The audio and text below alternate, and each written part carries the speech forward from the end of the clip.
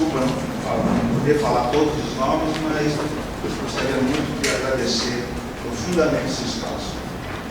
Eu estou aqui porque eu trabalho, por que eu estou aqui? Trabalho há 20 anos nessa área de coleta de células-tronco e trabalho na área de criopreservação também, no Hospital das Clínicas da USP.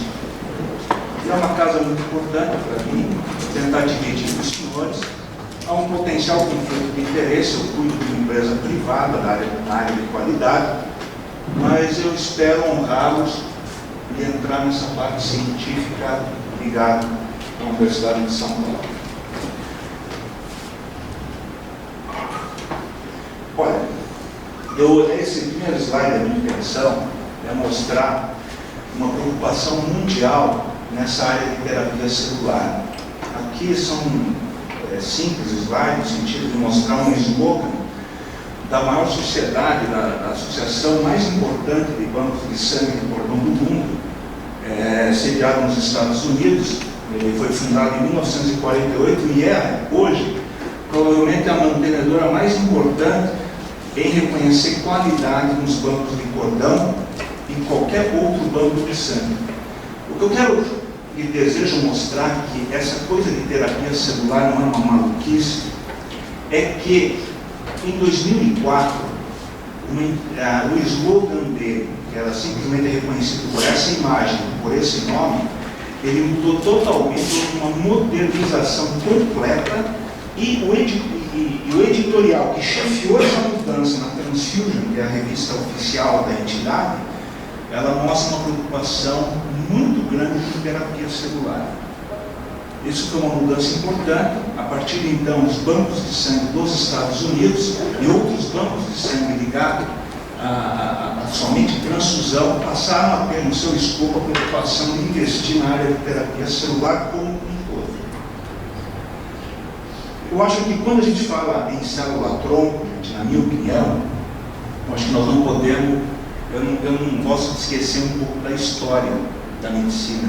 É muito importante que nós entendamos a história para a gente compreender o futuro. Esse aqui é o título, tirado, obviamente, uma foto do título oficial de um artigo de 1957. O autor principal foi o Donald Thomas, foi laureado pelo Prêmio Nobel de Medicina de 1990, principalmente por esse artigo, obviamente uma história de ciência, onde nada mais, nada menos, esse professor recém-falecido, ele estudou a célula-tronco e estudou a capacidade da célula-tronco de uma pessoa ir para outra e criar novamente um mundo sanguíneo. Ou seja, ele foi o pai do transplante de medula óssea. Nesse primeiro artigo ele pegou 6 pacientes, veja bem a data, 1957, ele tirou a medula de alguns doadores e infundiu em 6 pacientes num campo totalmente desconhecido. Para o benefício da gente, ele comprovou que a célula-tronco tirada de uma pessoa e que foi a outro indivíduo, ou seja, ela foi transplantada, ela foi capaz de sair de uma única célula e desenvolver diferentes tipos de células e funções, como a hemácia, os glóbulos brancos e a plaqueta que está aqui. Isso foi um passo enorme, gente, na medicina. Se não fosse esse artigo, nós não estaríamos hoje tratando de leucemia, linfoma e outras doenças que andam por aí, tá certo? E aqui eu queria chamar a atenção do conceito de célula-tronco. Embora todo mundo por aí fala que célula-tronco forma coração, célula-tronco forma osso, mas o pai da matéria começou aqui, uma célula totalmente, em tese inexpressiva, ela consegue se desenvolver e multiplicar em outras semelhantes a ela e formar células com diferentes funções. Praticamente ele também foi o pai prático da definição desta célula. Aqui também tive o prazer de conhecer esse autor, Mark Pidinger, eu acho que é um dos artigos mais importantes publicados nas últimas 2 décadas, do qual suscitou a possibilidade de fazer com que uma célula-tronco forme diferentes tecidos. E todo mundo fala por aí, e atualmente o pessoal fala tanto que parece que está beirando entre a mentira e a verdade. Será que isso é verdade mesmo?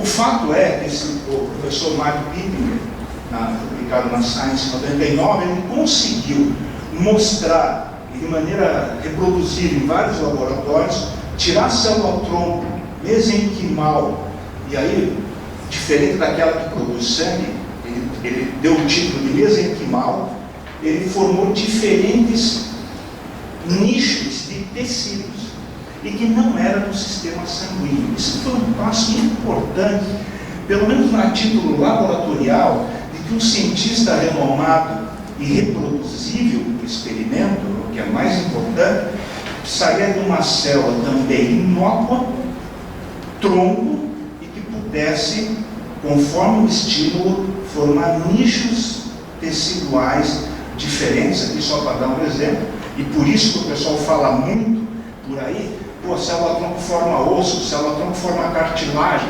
célula-tronco pode formar tecidos adiposos. Veio um pouco dessa teoria bem escrita, mas muitas vezes mal utilizada e exagerada. Aqui está meio estranho, mas eu vou começar a falar a preocupação que hoje quem trabalha em transplante tem. Eu gostaria de passar muito a vocês. Eu acho que talvez seja a base das transformações ligadas a bancos de cordão e transplante que estão ocorrendo por aí. Muitas vezes a gente não está entendendo.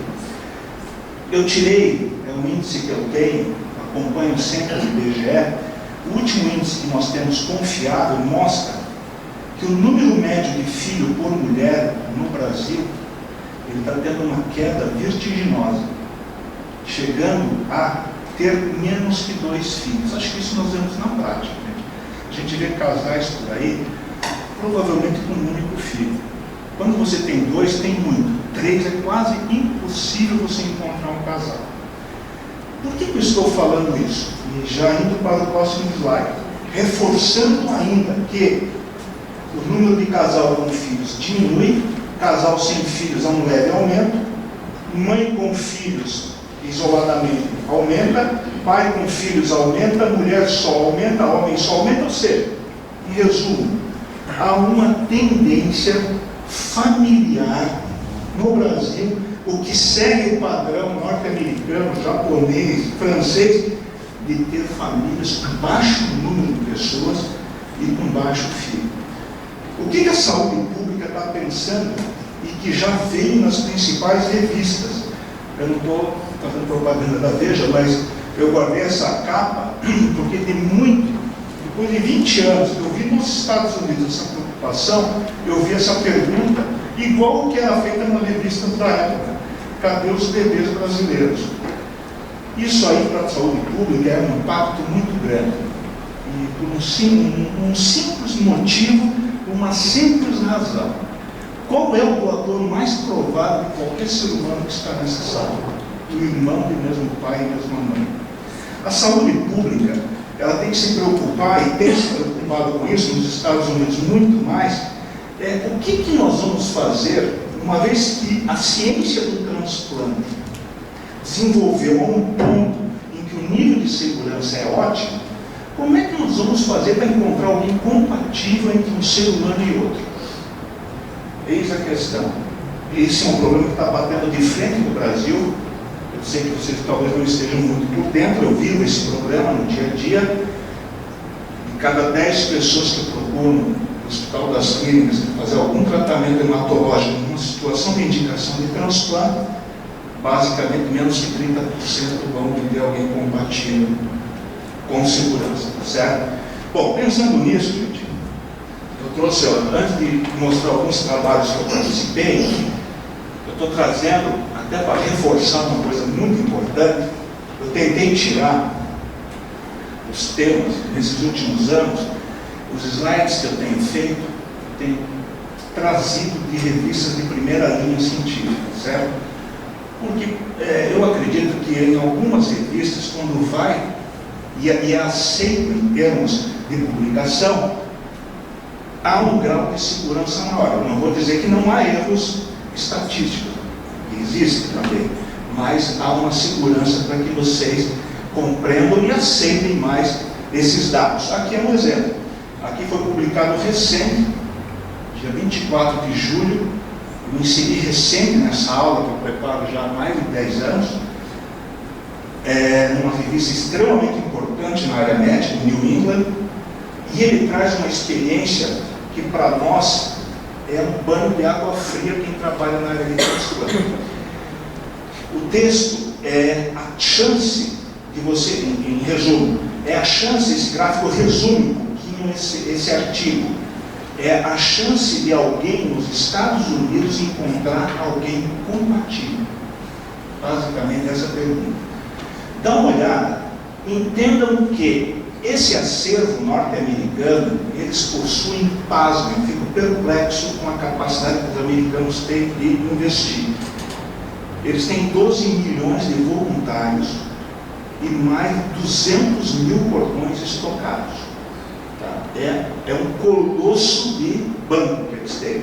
E mesmo assim, gente, aqui está em diferentes raças analisadas pela Associação Americana de Doadores Voluntários, o maior do mundo atualmente, e por muito tempo será. Inclusive, eles fazem previsões, que eles começaram mais ou menos em 1987, a coletar voluntários de sangue de cordão umbilical. Eles fazem previsões de que a cada ano vai aumentar o acervo em 1 milhão de voluntários. Coisa que o nosso país leva 10 anos para fazer, eles fazem em 1 ano. A cada ano, entre 2014 e 2017, vão aumentar 3 milhões de voluntários. E aqui qual é a chance de um branco europeu encontrar alguém compatível nos Estados Unidos? Em torno de 70%. O que é interessante, gente, que conforme você vai analisando diferentes etnias e raças nos Estados Unidos, esse índice vai diminuindo drasticamente.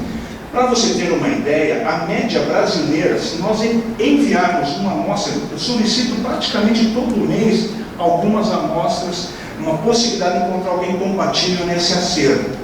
O real que eu posso passar para vocês é em torno de 30% a 40%, que provavelmente bate um pouquinho com índices hispânicos, como está aqui, ou talvez nesse índice até um pouco pior, que vai em torno de 15%.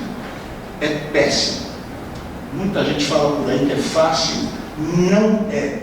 Esse é um dado da maior agência de indústria de doadores voluntários do mundo, publicado na melhor revista médica em termos de ciência, na minha opinião. Aqui, mostrando mais a dificuldade ainda, eu pus em números, mostrando, por exemplo, vou dar só um exemplo prático. Eu vivo aqui no Brasil, eu sou japonês. O japonês, medula, o ideal, a chance de eu encontrar nos Estados Unidos, no maior acervo, é 37%. Cordão, que é o ideal, que tem uma certa compatibilidade, o japonês, 4%.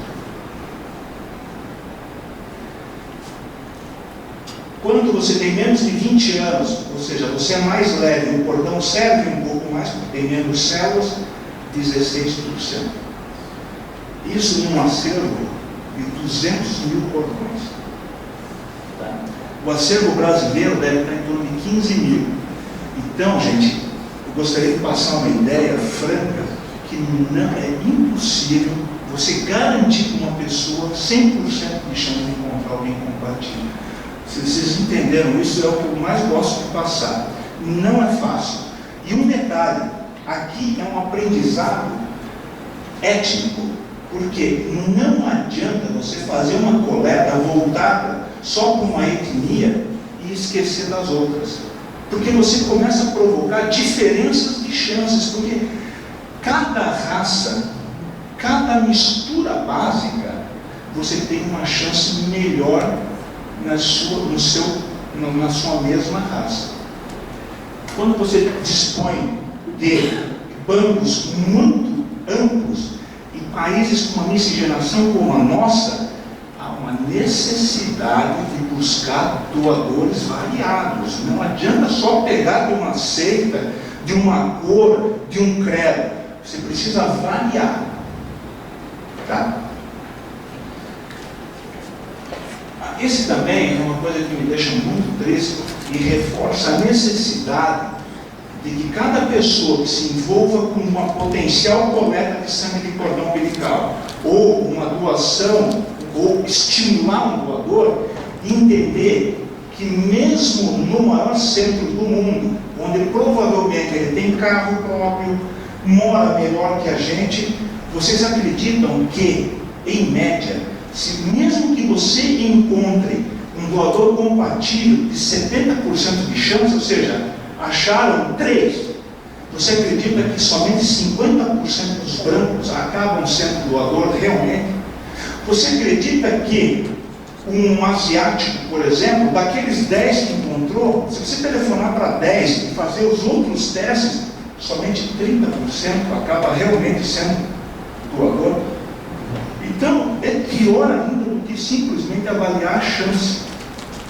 Conforme você vai analisando as questões de novas tipagens, confirmações de novos exames ou disponibilidade, isso desaba para 30% daquela chance que nós vimos no slide anterior.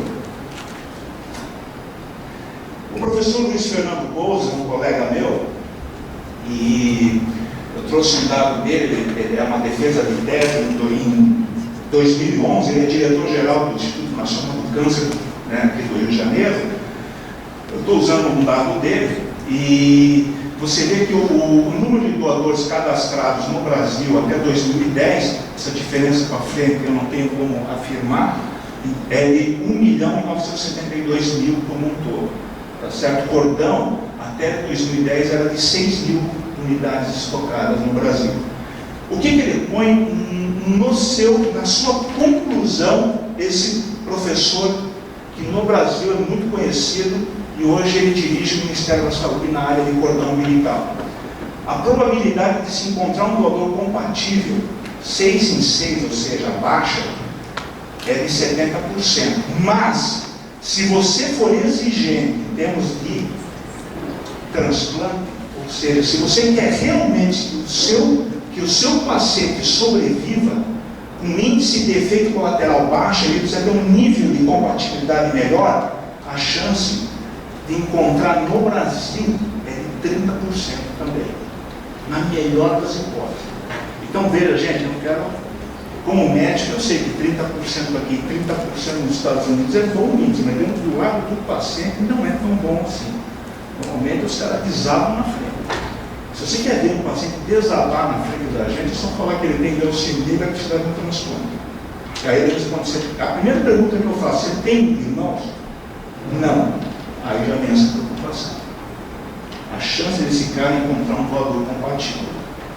Bom, aqui também é um texto muito bonito, muito clássico, que é a história do transplante, escrito por um dos principais professores na área, publicado no New England em 2007, usado até hoje em aula para quem faz transplante de medula. Aqui mostra que o professor, aquele que foi laureado com o prêmio Nobel, começou a estudar, fez os primeiros testes, mais ou menos aqui, na década de 50. Obviamente, começou a ser estudado o HLA, que é o sistema de compatibilidade, em 1965. Começou a fazer em diferentes doenças com sucesso, começou a ser controlado os efeitos colaterais do transplante, e aí começou a crescer o número de transplantes no mundo, como está aqui. Uma coisa que eu queria tirar uma ideia, muita gente vai, professores até da área de hematologia, que eu conheço, vão na mídia e às vezes falam, não se pode usar a própria célula-tronco, porque a célula-tronco tem mensagem genética, e se você vai fazer um transplante com a própria célula-tronco dele, a doença volta. Olha, eu vou falar uma coisa, isso é uma verdade ou uma inverdade. Eu não sei, eu não vou criticar a fundo, mas eu vou dizer para vocês o índice publicado em todos os setores do mundo de transplante.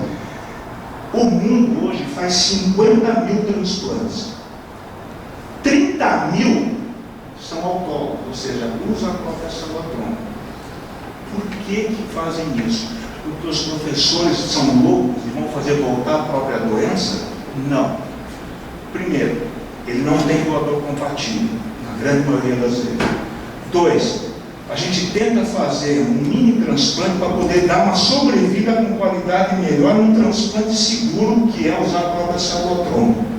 E acredite se quiser, alguns curam mesmo sendo usando a própria célula-tronco. Então, cuidado um pouco. A medicina, para mim, é um perigo quando você fala coisas muito fechadas, tipo, nunca acontece, jamais isso vai acontecer, ou sempre acontece, confia em mim. Quando um professor falar isso, você vai no livro que provavelmente há variáveis, mesmo sendo um grande professor. Então, o mundo faz transplante autólogo, sim, e é a grande maioria, e fazem 50 mil por ano. Aqui eu queria pontuar somente o cordão umbilical. Aqui começa o cordão, em 1988, está aqui, ó. Por quê? O professor Raul Loxmaier, que eu recordo todo ano, é um professor hoje, ele deve se aposentar a qualquer momento, mas extremamente ilustre. Inclusive ele foi citado quando o Donald Thomas foi receber o Prêmio Nobel de Medicina, falou o nome dele em plenária. Esse cara, numa festa, diz ele mesmo, que foi numa churrascada lá da faculdade, na Indiana University, ele comentou sobre a possibilidade de usar o sangue de cordão. Por quê? Porque eles já estavam vivendo um problema que era, nós precisamos fazer um número de transplante cada vez maior, sem ter fonte de doação. Ou seja, era muito difícil encontrar alguém compatível. Aí eles começaram a pensar no sangue de cordão umbilical. Pra você ter uma ideia, em 1988, ele fez o primeiro transplante de sangue de cordão umbilical. Hoje, desses 50 mil transplantes que ocorrem no mundo, pelo menos 2 mil transplantes são de cordão umbilical. Ainda é pouco frente ao número total, mas é um número bastante expressivo, tá certo?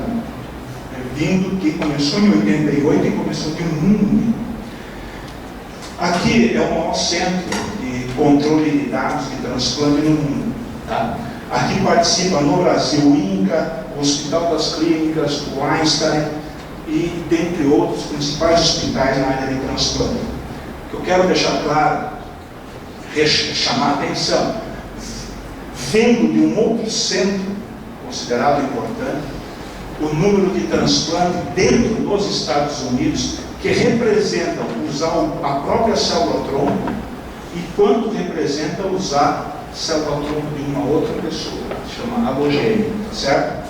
Notem que, mesmo na leucemia, onde diz que usar a célula-tronco de uma pessoa conhecida, de uma outra pessoa, é melhor, e eu concordo, não é uma unanimidade, porque uma pequena faixa usou a própria célula-tronco naquelas situações que eu digo para vocês, onde você não tem saída, não tem doador compatível. Você espera o paciente morrer, ou você propõe algo que possa prolongar. Ou doenças que é muito melhor fazer o transplante autólogo com a própria célula-tronco do que de outros, que é o caso do mieloma múltiplo. Hoje você fazer transplante usando célula-tronco de outra pessoa do mieloma múltiplo, hoje é considerado até errado, é melhor fazer na própria, tá certo? E diferentes doenças aqui mostrando que sim, o transplante autólogo existe para diferentes doenças e algumas não, como está aqui. Esse também é desse centro, né? Eu não lembro qual que a Universidade Americana que chefiou esse centro, mas se não me engano, é a Minnesota que coordena, que é um grande centro de transplante. E aqui reforça, mais uma vez, eu vou tentar mostrar que, independente do doador, o melhor doador que a gente tem é da família.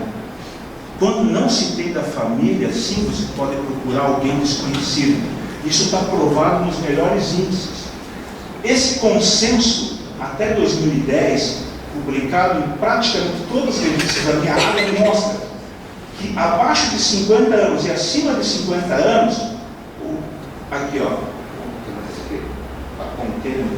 o laser é muito próximo da passagem, laranja e verde. Você nota que você usar um doador irmão tem melhor sobrevida do que usar um desconhecido, mesmo sendo compatível. Tanto menos de 50 quanto mais de 50 anos. Sempre é melhor. Outra coisa que falam para a gente, assim, mais um índice que eu gostaria de passar. Me falaram que sangue de cordão umbilical pode ser usado incompatível. Até pode, gente. Só que, lembrem, a cada diferença de proteína incompatível, a sobrevida diminui 8% em 5 anos.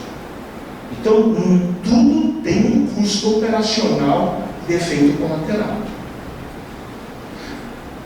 Esse aqui também é um texto clássico na área, no sentido de mostrar uma vertente considerada poderosa na área.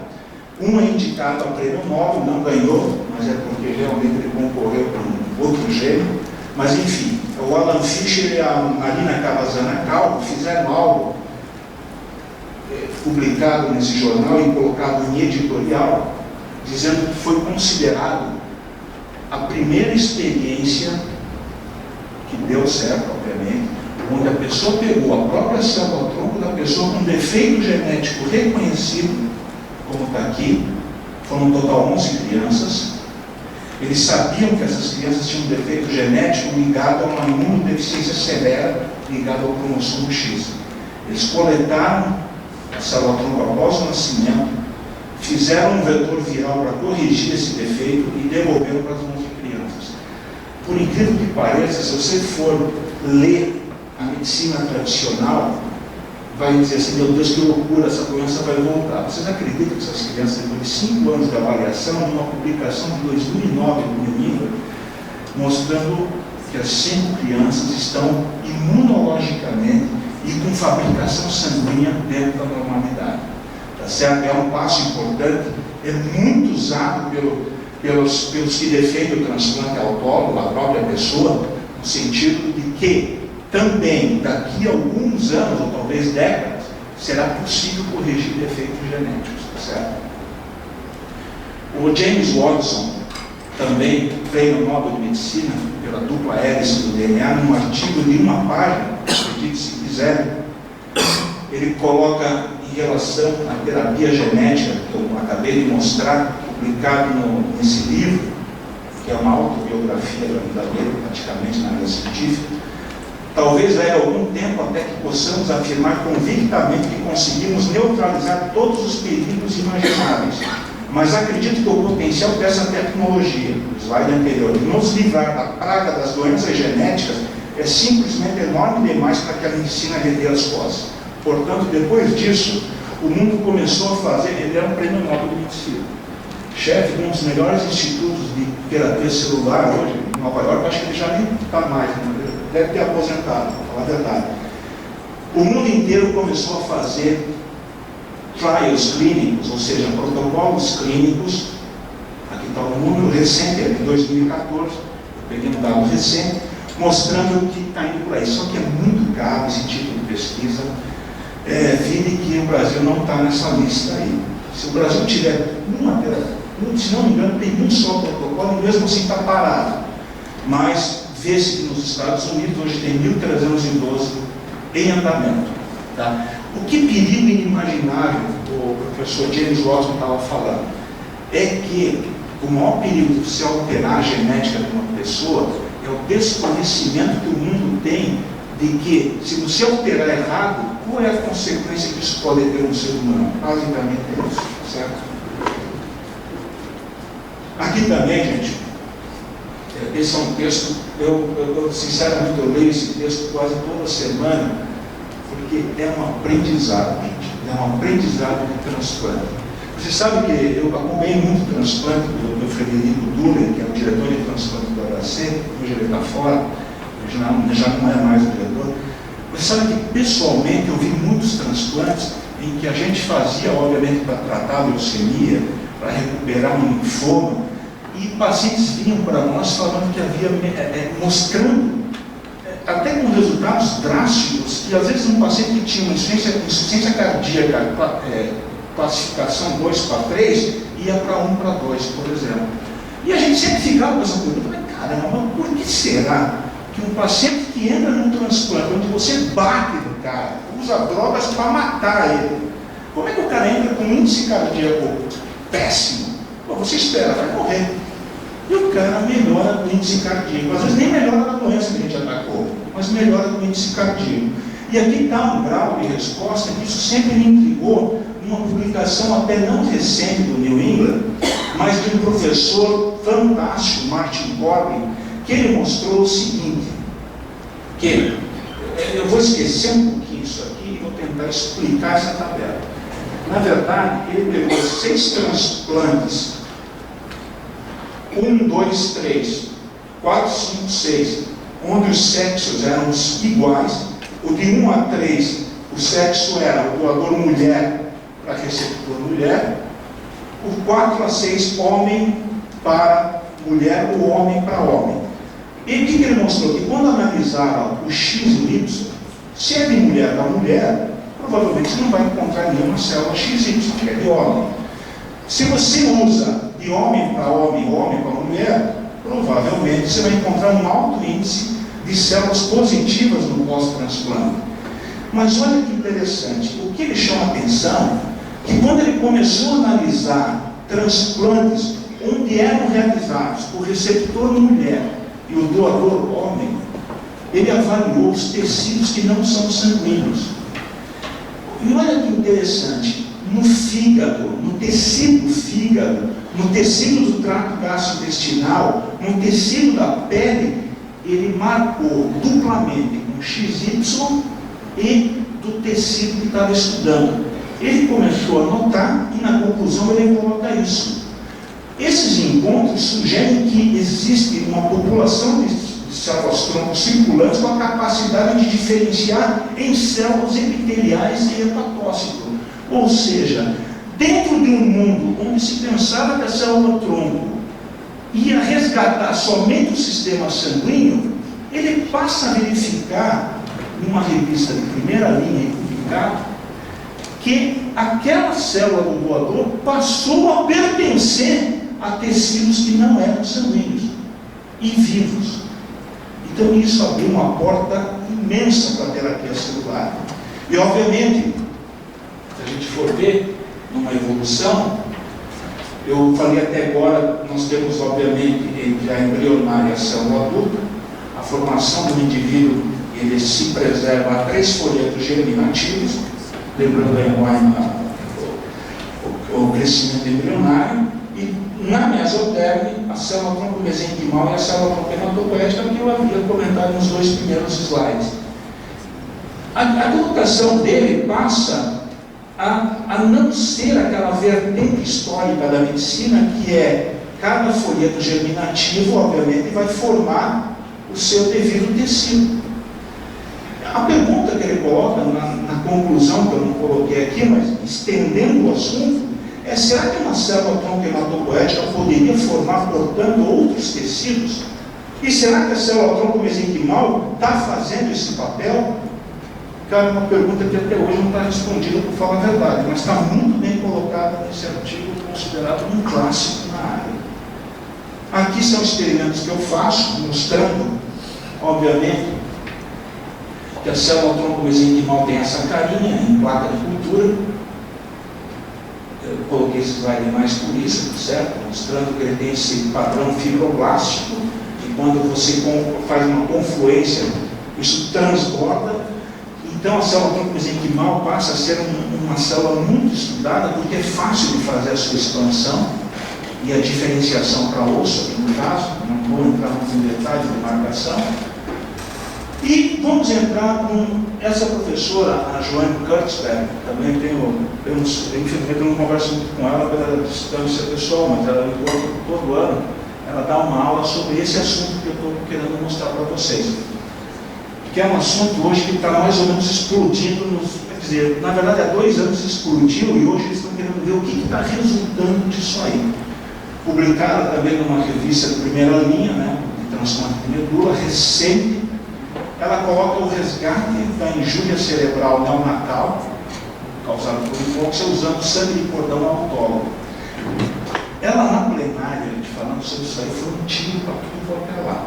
Primeiro falando por que usa autólogo, por que usa halogênio. Você está falando em autólogo porque você quer defender o serviço privado. O fato é que essa mulher é uma cientista de primeira linha. Dificilmente ela falaria em função de um ou de outro, em função de defender o setor privado, ou querendo atacar o setor privado de outra maneira desconhecida. Mas ela coloca algumas vantagens nos textos de usar célula-tronco do cordão recém-coletado do próprio bebê em caso de injúria e por hipóxia. Não sei a causa da hipóxia, mas levando a uma hipóxia cerebral.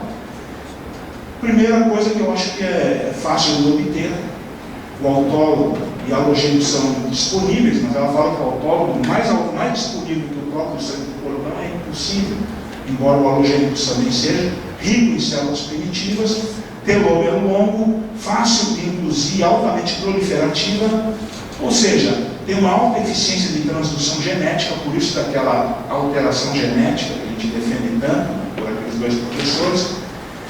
Pode ser criopreservado por mais de 3 anos. Isso está dentro do texto, eu reporto a vocês pelo fato de que ela é uma grande cientista e usou numa coisa. Quantas crianças eles já puseram nesse protocolo? Se não me falha a memória, até 2 anos atrás era 180.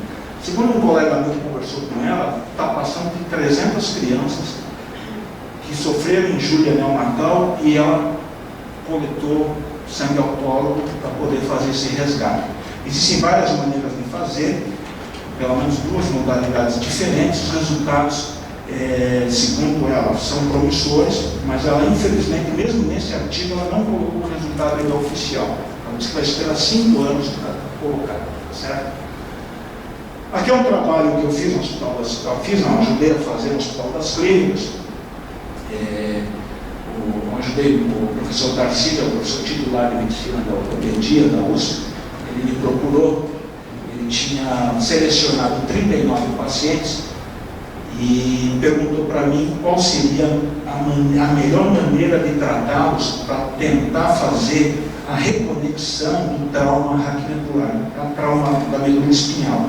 Todos eram tetraplégicos, né, ou tinham uma mobilidade muito reduzida na parte superior, né, nos membros superiores, e foi uma briga. Você imagina um hospital das clínicas, onde se chama 8 pessoas que trabalham com célula-tronco para opinar qual é a melhor fonte. O fato é que ele acabou escolhendo o que eu tinha opinado, não sei se foi a melhor escolha, mas eu acabei sendo escolhido a ajudar, a coletar. Eu coletei também, um dos pacientes foi a deputada federal Mara Gabrilli, que é uma cadeirante. Nós coletamos de 39 a célula-tronco periférica. Ao invés de coletar da medula ou do sangue de cordão, que já eram adultos, eu coletei o próprio sangue periférico. Eu joguei uma droga estimulante, a célula-tronco saiu da medula para a periferia, e nós coletamos com aféres, né, concentramos. E na radiologia digital, nós infundimos na área onde foi a lesão da medula espinhal, né? E vocês sabem que isso aí foi um desafio, porque até então, embora tenha lido o artigo, eu tinha desconfiança desse negócio de célula-tronco, na verdade ou não. Ou será que se realmente ajuda?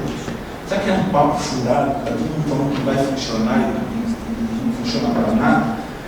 O fato é, gente, que isso aqui, o resultado de potencial evocado, eu peguei só com um paciente, para não ficar estendendo muito, mas os 39 pacientes foram muito semelhantes. Olha só a evolução do potencial evocado, que mais ou menos é você tentar passar um estímulo elétrico da parte de cima para baixo, vice-versa, e ver se passa o estímulo elétrico. Você vê que quando nós fizemos, esses pacientes não passavam nenhum impulso elétrico na medula espinhal, eles eram tetraplégicos.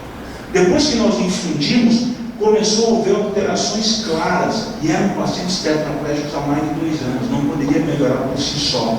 Esse resultado foi muito interessante em termos laboratoriais, mas foi um pouquinho frouxo em termos clínicos, porque eram pacientes muito crônicos, E eles sabem que um deles, e esse foi parar no Fantástico, e aí criou uma celeuma, todo mundo procurou a gente, que ele começou a andar com apoio. Então isso criou uma expectativa muito exagerada na época, entendeu? Mas isso é só para mostrar que talvez haja alguma coisa envolvendo o céu-tronco. Não estou querendo que vocês saiam daqui, não. O céu-tronco serve para tudo. Mas deve ter alguma coisa que a gente precisa explicar melhor dessa área. Esse aqui também, professor Camanho, que é professor titular também no Hospital das Clínicas, procurou para fazer a recuperação de lesões ósseas não recuperáveis usando célula-tronco e plaquetas. É assim, eu vou dizer uma coisa sem querer, estou dando um título. E por que eu trago isso? Porque para mim é importante passar dados que são publicados. Mais uma vez eu falo, uma coisa é você levantar a mão, eu acho que usar isso e aquilo melhora. Publicou? Não. Então, meu filho, então é melhor você só ficar na sua e não adianta nada. Se realmente publicou, isso é uma minha humilde opinião. Se você publicou, você tem uma melhor chance de defender aquilo em termos estatísticos, inclusive. Nós fizemos, o que eu posso dizer para vocês que é possível que a célula-tronco realmente, e mesmo usando do próprio paciente, não vai causar doença e deve trazer algum benefício. Nós recuperamos vários pacientes no Hospital das Clínicas usando o célula-tronco da própria pessoa. Esse aqui foi o grupo da Escola Paulista e da Instituto Butantan. Eu também usei célula-tronco da medula e alguns fatores de crescimento plaquetário para tratar 72 pacientes com déficit ósseo completo aqui na face, também com recuperação praticamente na totalidade. Quem quiser os artigos para ler, eu passo posteriormente a vocês, não entrando em detalhes, para não tomar muito tempo. E esse aqui não participei, mas é um artigo um pouquinho recente também, foi em 2013, mas eu soube da existência dele o mês passado. Eu estava numa aula na Associação Americana e o palestrante falou desse trabalho muito interessante, usando células mesenquimais do cordão umbilical. Não sei se vocês já tiveram isso, tecido do cordão. Cara, isso aí está explodindo também, primeiro no Canadá, depois nos Estados Unidos. Muita gente chega para mim e pergunta, nós fazemos também na criogênica esse tipo de coisa, porque a minha área tem muita expansão de célula-tronco mesenquimal para fazer esses trabalhos. E aqui mostra o resultado positivo em diabetes mellitus, usando a célula-tronco do tecido do cordão, não é do sangue. É aquilo que, aquela geleia, né, que a gente vê, aquilo lá você processa e você tira a célula-tronco mesenquimal. É muito curta a experiência, é 1 ano, mas o fato é que esses pacientes têm resultados de desmame ou diminuição do uso de insulina e repercussão, pelo menos favoráveis. Eu acho que precisa de mais dados, né? A ciência não é só um artigo, né? É a reprodução desse resultado em vários centros diferentes. São 29 pacientes, não é pouco, mas foi muito bem defendido por uma autoridade da Associação Americana, o que me deixou, e por isso estou mostrando. Sobre essa aula no mês passado, eu acabei assistindo. Então, basicamente,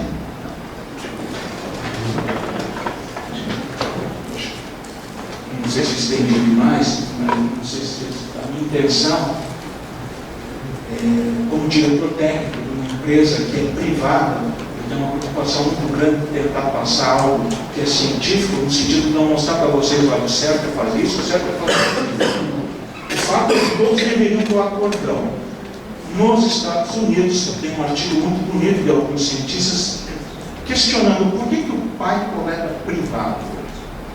Na verdade, para mim, são duas preocupações básicas, principalmente no mercado americano. O mercado americano é um pouco diferente do nosso e tem muito mais dinheiro. O pai americano, que eu conversei, eles falam assim, primeira coisa, eu não sei o que vai acontecer amanhã. Essa é a primeira. E a segunda, você não vai terapia celular, será que é verdade mesmo? É mais ou menos essa pergunta que eles fazem, obviamente em inglês. É basicamente isso.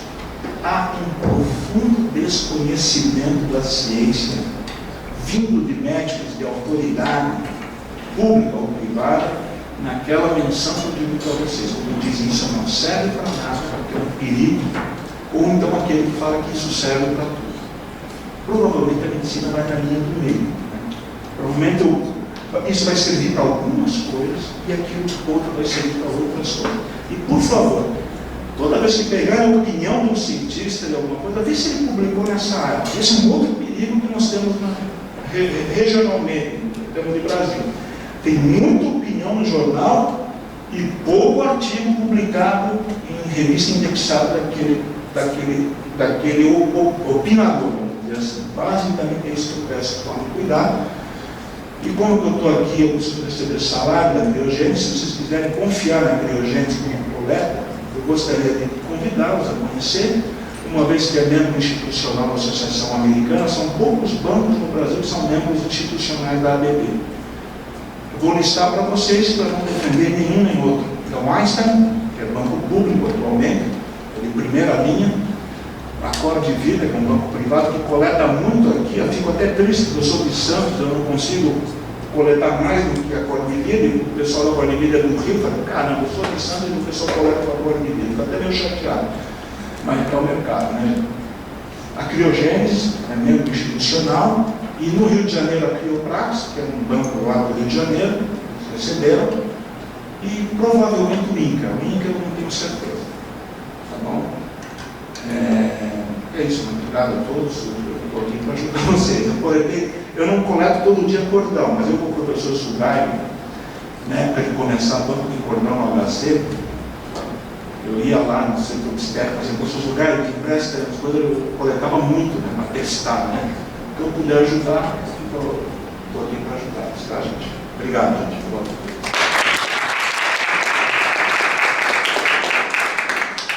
Bom, pessoal.